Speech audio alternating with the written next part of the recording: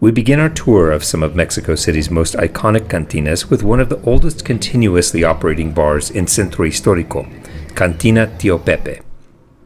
Depending on the source, this bar either dates back to 1873 or 1902. The authentic turn-of-the-century details and atmosphere are a big part of the attraction. We love bars that make you feel like you've stepped back in time, places like Kohl's in downtown LA or the Palace in Prescott, Arizona. And Tio Pepe hits all the right notes, from the ornate carved wooden bar to the Art Nouveau stained glass back bar, to the faux flicker of gas lamps, even down to the ancient call buttons for summoning your waiter to your booth. Tio Pepe is a place where you want to relax and spend a few hours over a drink or two or three. This bar oozes tradition and history, from the framed black and white photographs to the brass sign over the door prohibiting women, children, and wandering vendors. Women have been allowed inside since the 1980s. It's easy to imagine Mexico City's notorious turn-of-the-century gray automobile gang planning their next heist over tequilas at the bar back in 1910. The gray automobile gang, so named for their use of a gray Fiat as their getaway car, terrorized wealthy Mexico City residents during the period of the Mexican Revolution by dressing as soldiers, entering their mansions and robbing them of cash and jewels. Then they would come to Tio Pepe's to celebrate with rounds of drinks for the locals. You know what I like best about this bar? There's no sports on the television. American junkie novelist William S. Burroughs frequented Tio Pepe's when he lived in Roma Norte back in the early 1950s. Well, before he shot and killed his wife during a drug and alcohol-impaired version of William Tell, and fled certain conviction and prison in Mexico. If bars have ghosts, then Tio Pepe's definitely has more than its fair share. Santa Maria la Ribera is a working-class neighborhood in Ciudad de Mexico. It's best known for its kiosco morisco.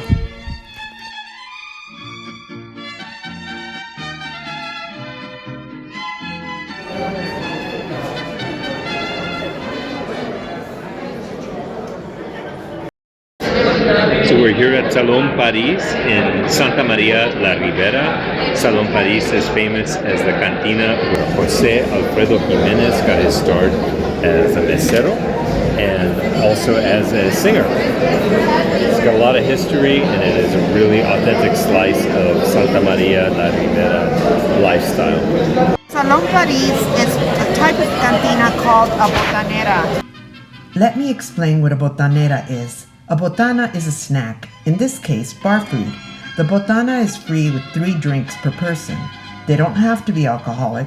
A beer, cocktail, shots, or even soda pop all count towards the free botana. One of the great things about Salon Paris is it's very down home, it's very neighborhood. And by that I mean there's nothing fancy about it. The food is home cooking. It's really good value for the price paid, and I think that's what people appreciate about this place. It also has terrific history because it's the home of José Alfredo Jiménez, who is Mexico's arguably greatest songwriter. And it hasn't changed in many, many years, and that's what people love about it. The José Alfredo mystique. Rumors say that he worked here as a waiter. Others say he was a regular customer. Perhaps he was both, a waiter and a customer.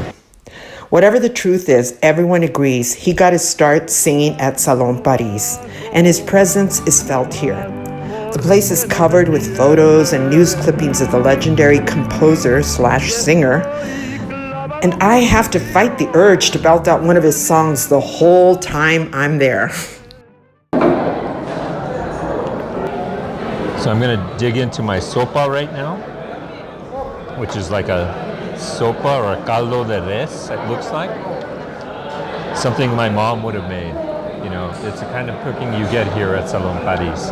Like I said, nothing fancy, just stick to the bones. It goes really well with a big drink. Usually you get a super salad, a light starter, 1 or 2 more substantial courses, followed by bar snacks like nuts or chips or churritos. But in the age of COVID, room capacity is limited, and there's no mariachi here.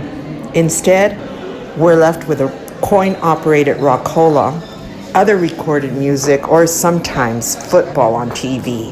Wah, wah. For mariachis, we'll have to go to a place famous for mariachis, Plaza Garibaldi. Plaza Garibaldi has been around for over a century, reaching its iconic status in the 1930s and 40s, when Mexican cinema was at its height and a style of movie known as charro became popular. Charro would probably be referred to as singing cowboy films in the US, but Mexican charros were not only action heroes, they were romantic, charming leading men, and would most often win the favor of their love interest by serenading them with a mariachi. Those songs became popular hits and helped to spread mariachi music around the world. Mexico lindo y querido, si muero lejos de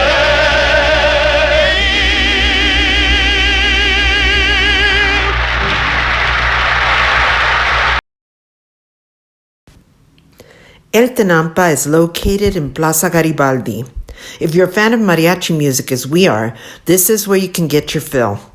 We know we've arrived when men in mariachi outfits stroll into the street and begin tapping on the car windows to ask whether we want to hire a mariachi for the night. Salon Tenampa opened its doors in Plaza Garibaldi in 1925, and it's been associated with mariachi ever since. Over the years, a huge number of ranchera singers have patronized and performed at El Tenampa, including legends Pedro Infante, Vicente Fernandez, Chavela Vargas, Jose Alfredo Jimenez. A visit to El Tanapa is like a pilgrimage to Mecca for fans of mariachi. This mural shows various popular figures in Mexican music. At the center is pianist and composer Agustin Lara, surrounded by luminaries of Mexican music. It's considered a great honor to have your likeness included on the hallowed walls of Salon Tenampa. Amalia Mendoza was nicknamed La Tariacuri after an ancient indigenous Purepecha hero from an area now known as Michoacan. Mendoza, who was born in Michoacan, wanted to draw that connection to her indigenous heritage. Amalia's career reached its zenith during the 1950s and 60s. In this short clip from one of Mendoza's performances caught on film, you can really understand why ranchera music is the soul of Mexico.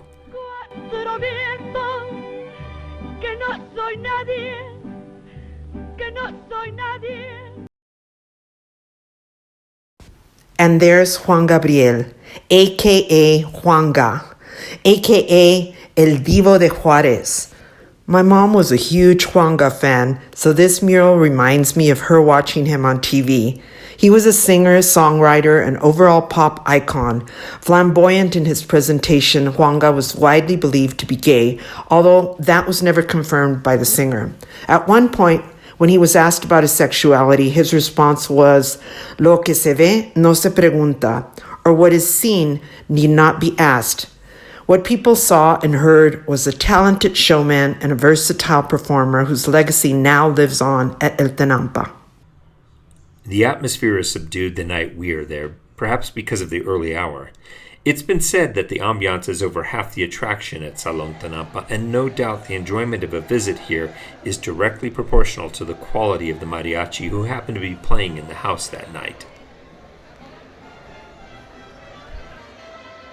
Thanks for coming with us on a mini tour of some of the historic cantinas in Mexico City. If you're a fan of historic bars, please let us know your favorites in the comments down below.